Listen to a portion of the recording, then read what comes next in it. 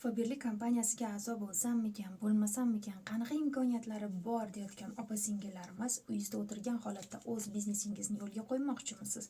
Yoki bo'lmasam o'zingiz, oilangiz uchun mahsulotlar xarid qilib yurmoqchimisiz? Hoziroq 90lik 689 45 raqamiga Telegram, WhatsApp orqali murojaat qiling, ya'ni siz xabarnoma qoldiring, men siz bilan bog'lanaman.